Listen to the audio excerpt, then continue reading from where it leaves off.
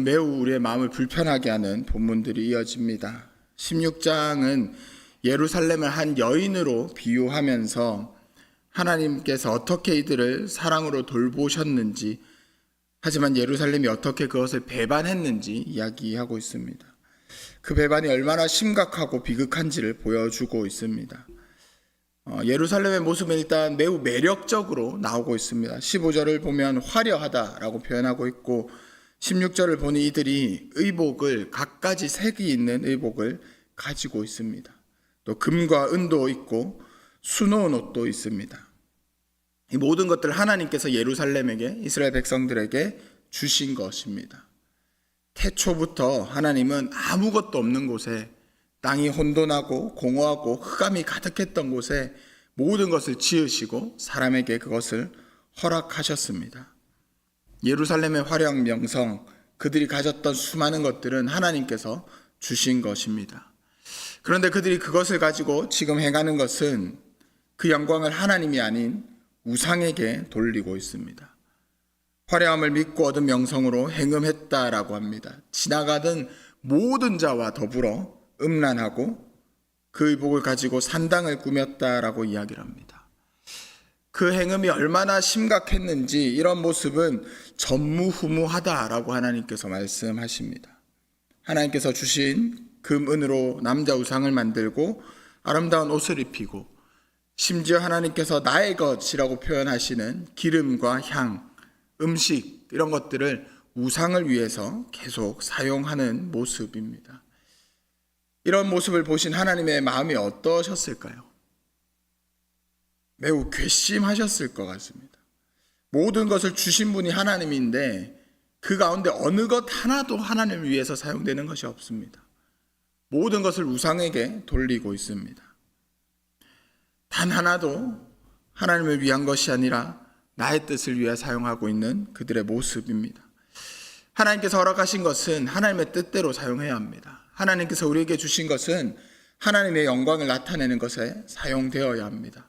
단 하나도 나의 뜻대로, 나의 마음대로 사용해서는 안 됩니다. 나의 필요를 채우기 위해서 다른 것에 사용하는 것, 나의 드러남을 위해서 다른 방법으로 사용되는 것, 그것이 우상 숭배입니다. 이방의 신을 섬기는 방식이 이런 방식입니다.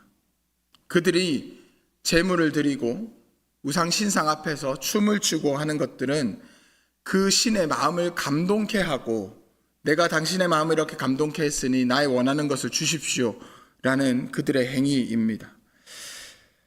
나의 만족을 채우는 것이 우상 숭배와 같은 이런 모습인 거죠. 우상 숭배는 단순히 다른 종교나 미신의 영역이 아니라 우리 일상의 영역입니다. 우리의 삶을 살아가면서 하나님의 영광을 나타내야 하는데 거기서 나의 모습이 드러나고 하나님의 뜻이 아닌 나의 것들을 채워나갈 때 그것 역시 우상 숭배입니다.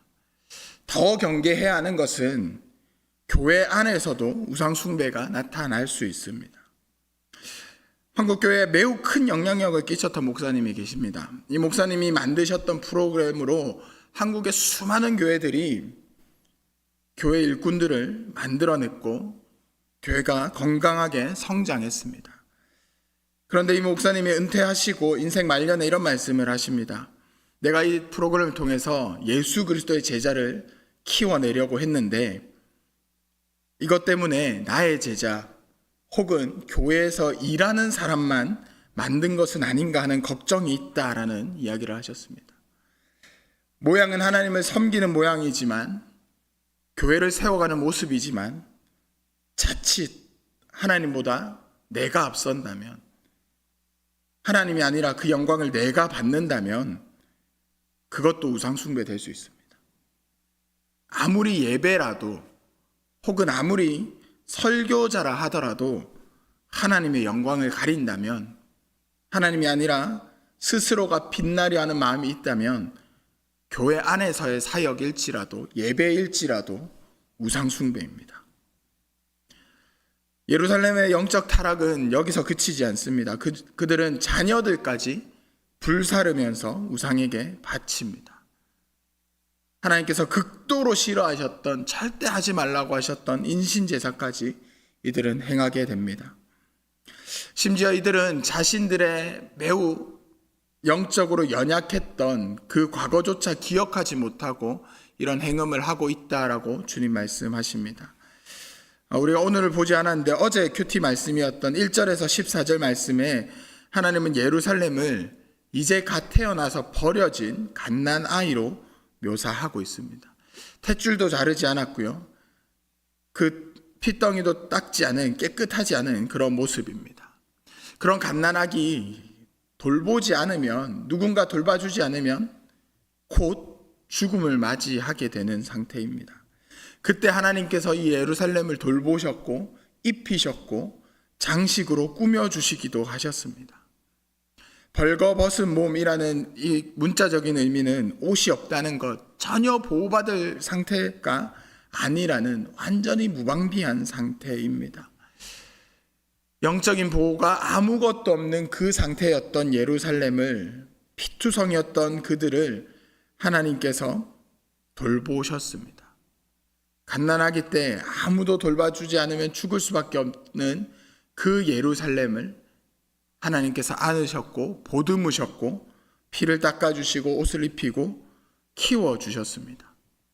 그런데 그 시절을 생각하지 못하고 이제 자신의 필요를 위해서, 자신의 만족을 위해서 하나님을 버리고 우상을 섬기는 것에 매우 열심인 것이죠. 여러분, 우리도 영적으로 약할 때가 분명히 있습니다. 혹은 인생에서 연약하여질 때가 분명히 있습니다. 하나님께서 그때 우리를 돌보십니다. 우리의 삶을 돌아보면 정말 하나님께서 내 인생을 돌보셨다라는 그런 타이밍이 있으셨을 겁니다. 영적으로 너무 지치고 힘들고 기도조차 나오지 않는 그런 순간에도 하나님께서 우리를 돌보셨던 경험 한 번쯤 있으실 겁니다. 우리는 그때를 반드시 기억하셔야 됩니다. 추억하는 게 아니라 기억하셔야 됩니다. 추억과 기억은 완전히 다른 겁니다. 추억은요, 내가 예전엔 이랬지, 내가 교회에서 섬길 때는, 내가 부흥회 찾아다닐 때는, 기도원 찾아다닐 때는, 그렇게 얘기하면서 현재 모습은 하나님이 주신 것보다 나의 삶을 더 돌보는 모습들, 말은 예전의 영광을 하지만 지금의 모습은 그렇지 못한 것들이 추억하는 겁니다. 기억하는 것은 하나님의 은혜를 떠올리면서 지금도 내가 연약하지만, 지금도 하나님 앞에 정말 볼품없는 죄인이지만 하나님 말씀대로 살아가려는, 받은 은혜에 감사하는 그런 발버둥 치는 것이 기억하는 것입니다. 우리가 반드시 기억하고 발버둥 치며 하나님 앞에 신앙으로 올바로 서려고 해야 하는 이유는, 죄는 절대로 우리에게 만족을 주지 않습니다. 더 많은 쾌락을, 또 더 많은 우상을 찾게 만듭니다.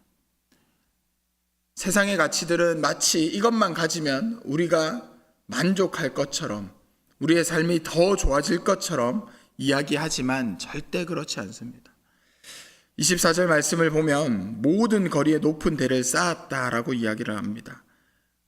또 모든 길 어귀에 높은 대를 쌓아서 지나가던 모든 사람들에게 다리를 벌려 심히 음행했다라고 이야기를 하고 있습니다. 하나님이 아닌 다른 강대국들을 의지하면서 바벨론과 아수르와 이런 나라들과 동맹을 맺으면서 그들은 자신들의 안정을 찾으려고 했습니다. 그렇게 그들이 걸었던 길은 영적인 타락의 길이었고, 그 모습이 얼마나 어리석고 모순적이었는지 34절에서는 이렇게 이야기합니다. 내 음란함이 다른 여인과 같지 아니함은 행음하려고 너를 따르는 자가 없음이며, 또 내가 값을 받지 않고 도리어 값을 줌이라. 몸을 파는 창녀들은 몸을 대가로 돈을 받습니다. 그런데 예루살렘은 지금 돈을 지불하면서까지 행음하고 있다라고 이야기를 합니다. 너무 어리석은 모습인 거죠. 하나님께 기도하고 하나님께 나아가고 하나님의 은혜를 구하면 하나님께서 다 채워주시는데, 그것이 아니라 자신의 방법대로 다른 강대국들과 그들을 통해서 안락을 얻으려고 값을 지불하면서 하나님을 배반하는 것에 열심을 내고 있는 겁니다. 하나님의 은혜를 우리 스스로의 영광을 위해서 사용해서는 절대 안 됩니다. 하나님께서 주신 모든 것은, 우리의 삶의 모든 영역은 하나님의 뜻을 이루어 나가는 것, 하나님 나라를 이루어가는 것을 위해서 사용되어야 합니다. 하나님의 뜻을 구하는 기도, 또 하나님의 뜻을 구하기 위해서 말씀을 읽는 것에 열심을 내면서 내 삶의 영역에서 하나님을 어떻게 드러낼까, 어떻게 하나님의 영광을 내가 비춰낼까, 그런 고민을 하며 살아야 합니다. 그리고 우리가 연약할 때에 우리를 돌보셨던 그 하나님의 은혜를 반드시 기억했으면 좋겠습니다. 인생을 살아가면서 계속해서 그런 연약한 때가 또 찾아올 겁니다. 또 넘어질 때가 분명히 있을 겁니다. 그때마다 구원의 감격을 기억했으면 좋겠습니다.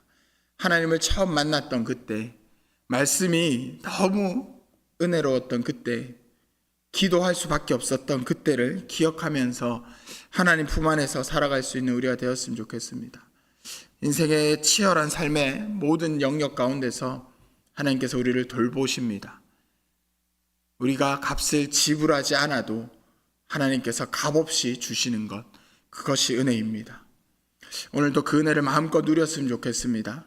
우리가 교회에서 모일 때마다 그 하나님의 은혜를 함께 마음껏 나누면서 하나님을 높여드리는 그런 구포교회 되기를 주님의 이름으로 축복합니다.